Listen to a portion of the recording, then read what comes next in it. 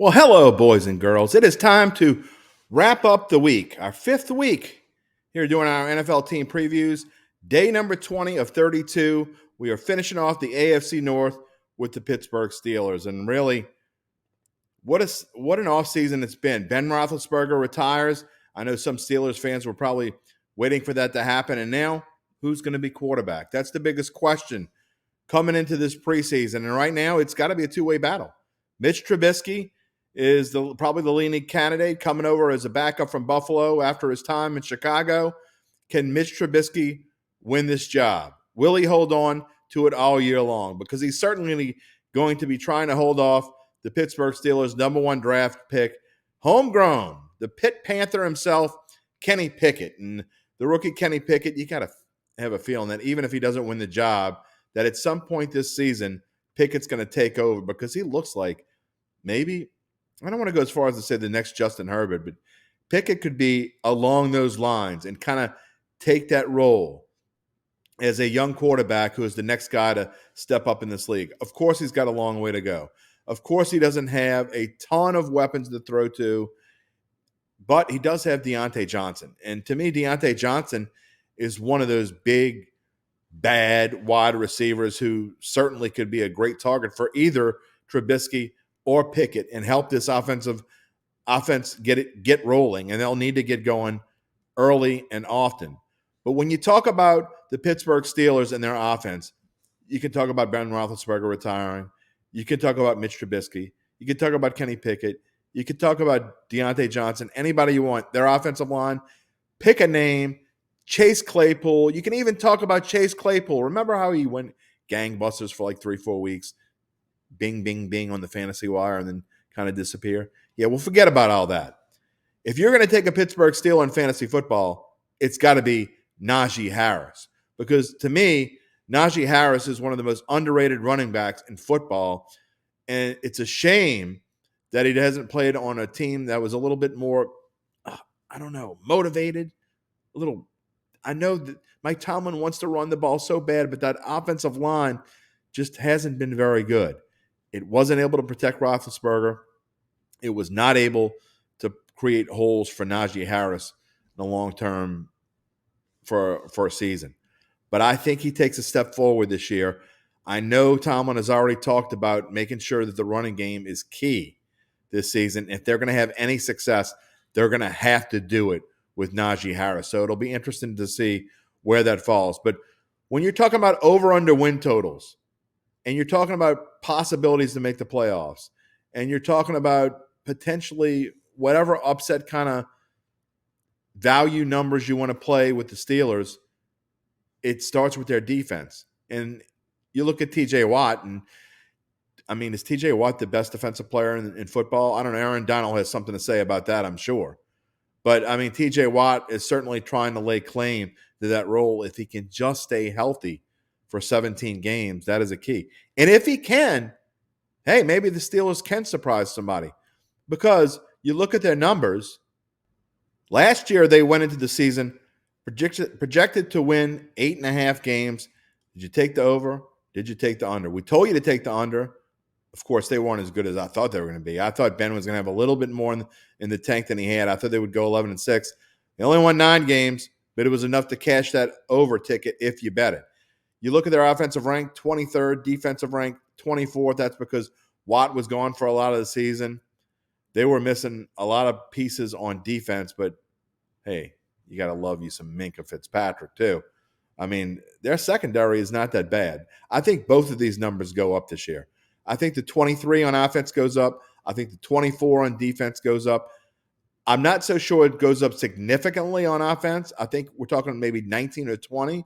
I think defensively, though, they get to at least the middle of the pack, maybe even better, because I think this defense is going to be much better, which leads me to their numbers of 7.5 over-under win total, and they're giving you a bargain if you want to take the over. I mean, if you look at some of these other numbers, division title at 10-1, you're not going to play 50-1 conference or 80-1 Super Bowl. That would just be silly. So we're not going to even really talk. We threw them up on the screen because that's what we do here at bet.nola.com, but you're not playing any one of those numbers. Let's look at the schedule. Can they win more than 7.5 games? Big question. And here's the problem I have with the Steelers. Even though they only have the tied for 12th toughest schedule in the NFL, to me, the way it's constructed, I think it's the toughest in this division. And here's why. Because they don't have a single spot in this schedule where I think you could say, hey, back-to-back wins, they got a good shot. Or 3 wins in a row, they got a great shot. You pick out a place on this schedule where you think they can win, where you're just going to book it that they're going to win back-to-back games. At Cincinnati, New England, at Cleveland, even without Deshaun Watson, I think they're 0-3 to start the season. New York Jets, okay, give them a win. At Buffalo, Tampa Bay, at Miami, at Philadelphia, this team could be 8 games? 2-6 by the time they get to their bye week. I think there's an excellent chance they are. So you look at the back half of the schedule, and they have some easy ones in there. They have games that they very well should win at Atlanta, at Carolina. But to me, those 4 games that I mentioned, you talk about the Jets, you look at Atlanta, you talk about Carolina. Those are the only 3 that, to me, that I think they'll probably be favored in.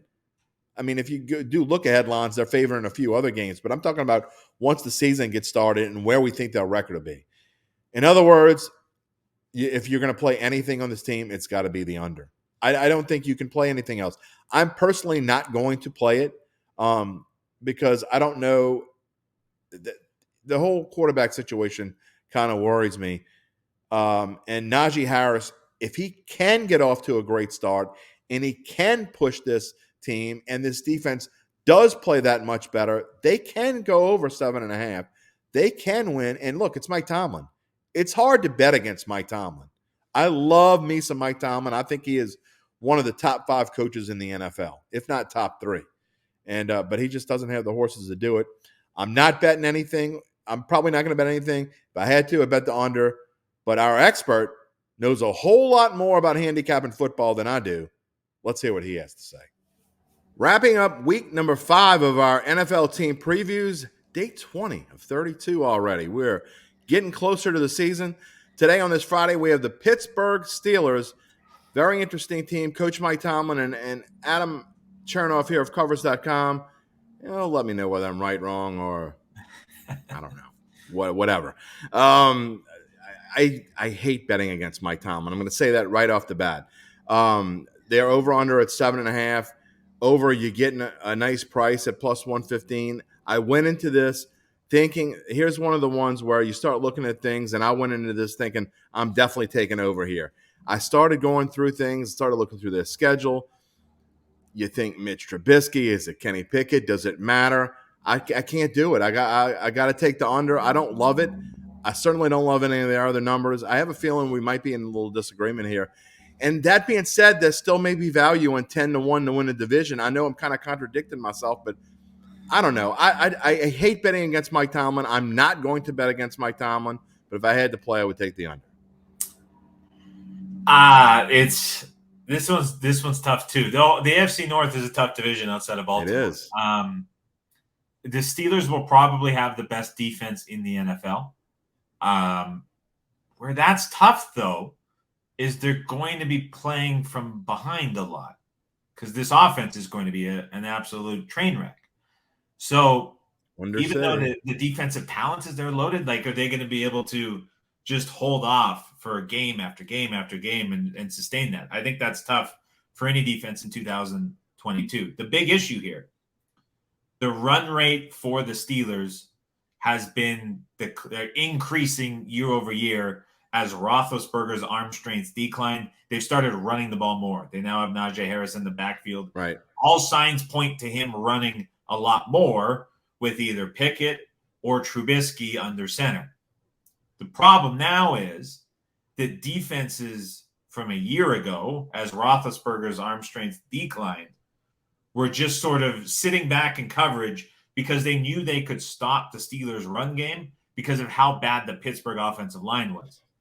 Now that they can play aggressively and sit up front, because I don't think anyone's worried about Trubisky or Pickett beating them deep over the top, I think we're going to see teams now kind of sell out to stop the run more and then make one of these quarterbacks so to be the go-to option for Pittsburgh, which is what the Steelers do not want to do.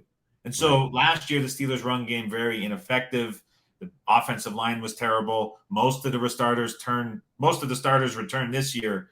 The run game's still going to be bad, but I think they run a lot more. That's problematic for the Steelers in many ways. It's something bettors need to watch out for. I'm not touching the win total, but week to week, just look at how much the Steelers are running the football. If that becomes the offensive identity, this team is going to be a phenomenal bet on the under week to week because of how good their defense is and how bad their offense will be. So that's kind of what I'd leave bettors with. I don't want any part of the full season stuff.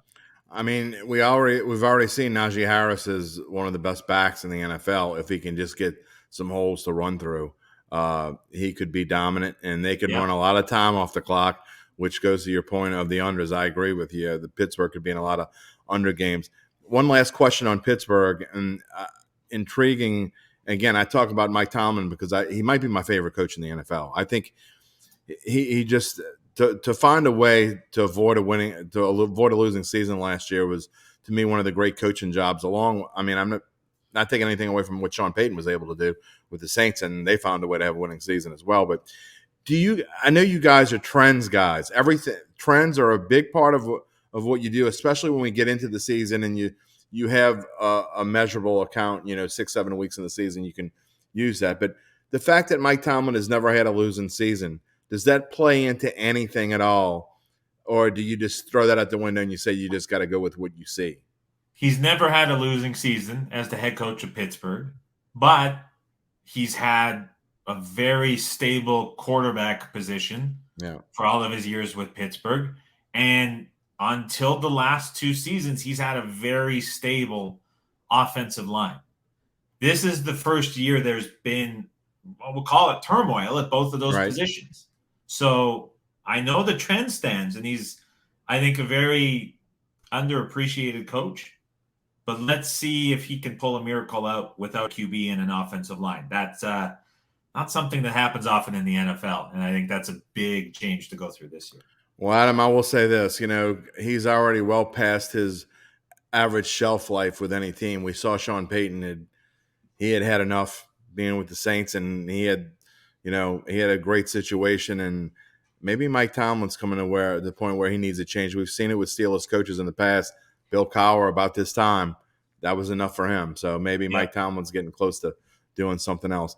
It's been a lot of fun so far. We've only got 3 weeks left, and the next week, the NFC North. I've got a lot of opinions on the NFC North. I am looking forward to talking to you about that division. It'll be great. Looking forward to it, Jim. See you next week.